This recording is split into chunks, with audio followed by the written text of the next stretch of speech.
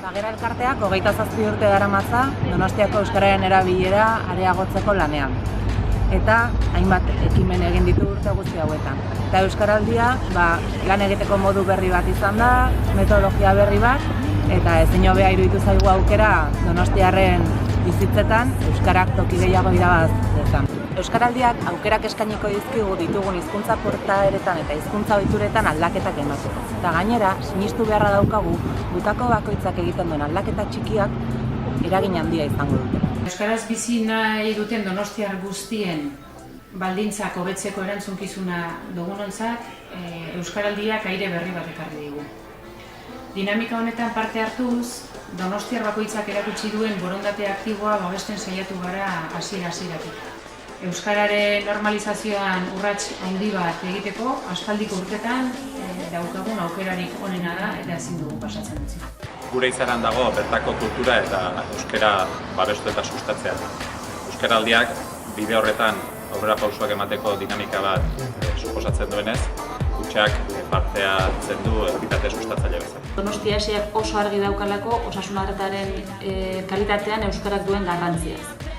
Eta horren adierazle nagusiena da 2006 urtetik hemen esiak normalkuntza prozesua garatzen duela eta azken 10 urteetan gure profesionalen hizkuntza gaitasuna esaterako hirukoiztu egin dela.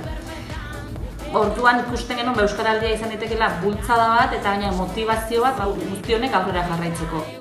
Guretzako garrantzitsua da Euskaraldian parte hartzea, egitasmo berritzailea delako, kolektiboki emango delako, eta horrek euskararen ezagutzatik erabilerara pasatzea erraztu eta lagunduko duelako.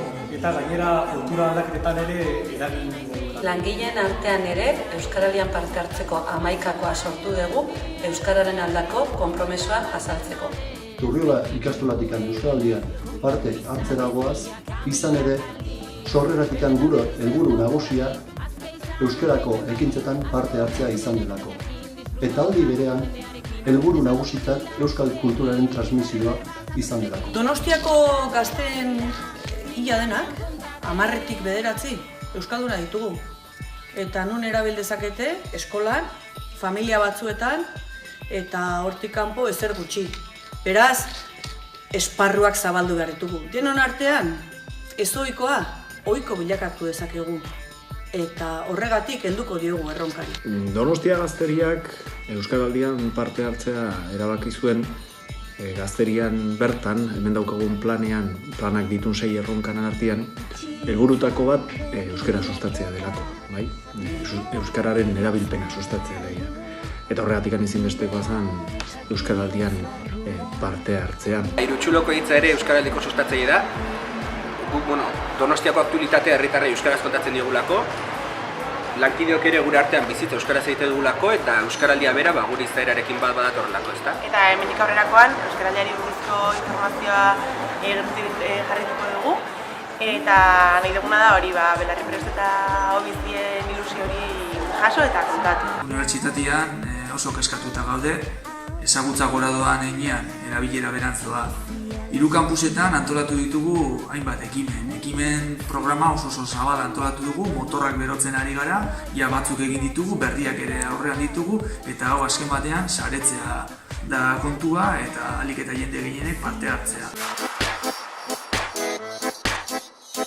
Hartu kontrola, aukeratu rola, esaidazu nola. Egin dezagun froga. Ni, hemen nago ni, goizarratxetaga.